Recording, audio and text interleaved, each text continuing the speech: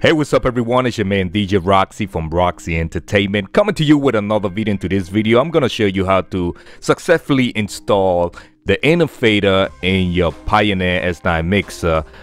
This is the Innofader Plus, special for the Pioneer S9 mixer, so make sure when you order this you specifically look out for this special version for the Pioneer S9 mixer.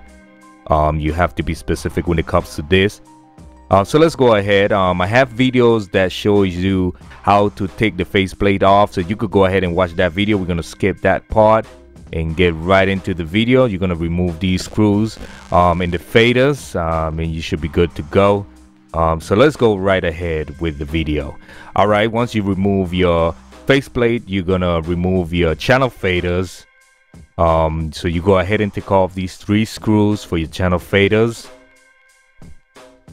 You have 1 in the center and 2 on the side. So we're gonna go ahead and remove the wiring for the crossfader. And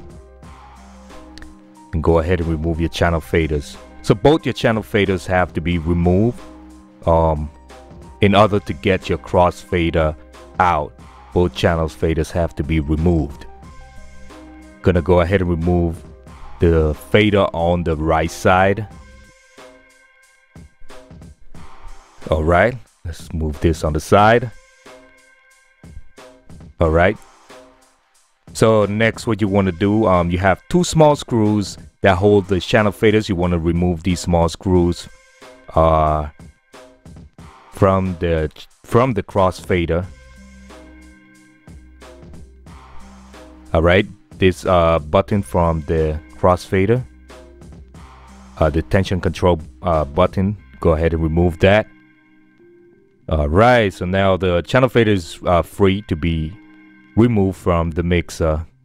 Now in this video I'm gonna show you you know, a specific trick that I do when it comes to installing the Innofader for the S9, because if you don't do this process, then you know, you're gonna end up with this hole in the mixer that doesn't look good. But my trick to this, and I haven't seen nobody else doing this, is cutting the original fader. Yes, you know, you have to sacrifice this original fader. I mean, you're not going to be using it anyhow, so you're going to be cutting this fader halfway. The reason you have to cut it halfway is because you will not be able to fit the other fader, or the inner fader. You will not fit it if you put this on. But if you cut it halfway, it gives enough space for the inner fader to go in, and you still have the option of having that tension control, even though it will not be functioning in the fader, but at least you will cover the hole. You're going to be removing the inside of the fader. You can save this or probably sell it on eBay or whatever you want to do with that. You're no longer gonna need that because the Innofader is faded for itself with everything. So we're gonna go ahead and remove this. Also, that fader that we just removed, you could also just save that. You're not gonna longer need that, or you could, you know, post it on eBay so you can make some money back from the you know, your purchase on the Innofader. So we're gonna put the cover back, put the 4 screws back for this fader. We're gonna put the 4 screws back because we want to cut it even. Like I said, it's right on top of that tension control is where you're gonna be doing your cut. You're gonna be cutting it right there all around. So this is what your fader is supposed to look like. I could have done a better job. But it's all right. Nobody's gonna see that. It's gonna go right inside there. And yeah, so you know, it gives enough space for the Innofader to go in, and it still has enough space, like I said, for the tension control to hide that big hole in the center that doesn't look good. Seeing a lot of fader mixers with the Innofader, a lot of DJM-s9 mixer with the Innofader with that big hole, and I don't like it. I don't like to see that. But you know, you sacrifice your fader, but I mean, one thing, you sacrifice one thing but you get another. Like the whole, you know, that whole hole being covered up make your fader make your whole mixer looks, you know, a lot better. So let's go ahead, put the knob back in, put the 2 screws inside, and that should be good for that. Let's go right into installing the Innofader, you know. Let's go right into it. So yeah, so you know, you're gonna see all the stuff from inside the Innofader, all the packaging. You know, you have your screws, you have your spacers, and everything that comes with it, you know. So right here, so this is something that the other Innofader Plus do not come with. That's why you have to be specific when it comes to this. That particular you know, plate, whatever you call that, you know, what holds the fader, it doesn't come with the other packaging of the regular Innofader Plus. But this one is specific for the S9. It comes with that. You have your spacers right there and your screws. We're gonna take them out. This is very crucial part of the job, is putting your spacers, because if not, your fader gonna be sitting too high. So put your spacers in. I put 6 spacers. You know, they are stickers, so you can remove you could remove them and put them together, you know, just like this, and put 6 spacers just like this. Look great. That's right. All right, so next step is to put them on. Put the spacer, the, you know, the frame that holds the fader. All right, looking good, looking good. Now you have to be specific when it comes to this. If you put 6, if you put 5 on each side, you got to make sure that both sides has the amount of same amount of spacers. So yeah, we looking good. Watch that. What a beauty.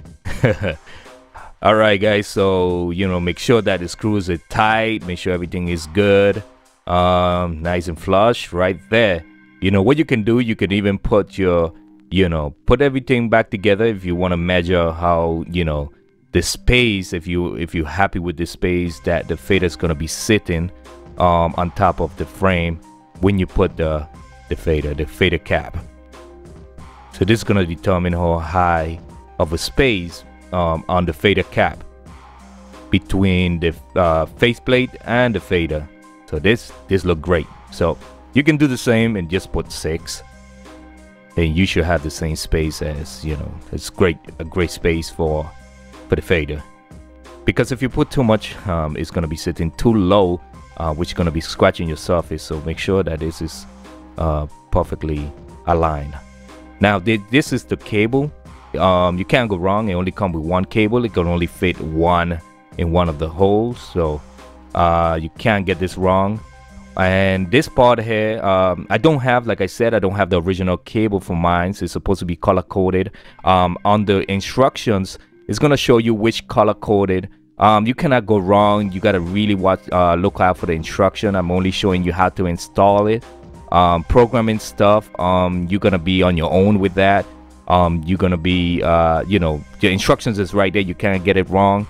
My cable is from a Pioneer, actually from a Rain 62 mixer, so all the cables are white. It's not color coded. But the beauty about this Innofader is that it has a function that if you get it wrong, it's gonna be red. If you get it right, it's gonna be green when you put it in test mode. So you know that helps a lot. So we gonna go ahead and you know, like I said, everything is an instruction. Please read the instructions. I'm only showing you in this video how to install it, not how to program it, because programming could take you a little while. It did take me a little while to program this stuff, so just have some patience with it. So my light is green, so that means I'm good to go. Yeah, good to go, good to go. Like I said, if the light was red on test mode, then, you know, I'd be in trouble. I have to put the cable right in where it's supposed to be. So yeah. All right, so we got that going, man. Very sharp. It's working great. It's super good, man. I love this fader. I really recommend this fader. The guys from Innofader has very good customer service. Thank you to Patrick, because the first time I bought this fader, I bought the wrong fader, and he was like, yo, this is a special fader for the S9. So he had me ship my old fader, and he shipped me back the right fader. And I didn't even buy it direct from him. I bought it on Amazon, and he was, you know, helpful enough to just exchange the fader for me. So thank you, Patrick from Innofader. The fader is great. I really recommend this fader. So yeah, we're gonna put everything back together, put your channel faders back together, and you know, good luck with programming that stuff. I'm sure that you can call Patrick up if you're having any trouble.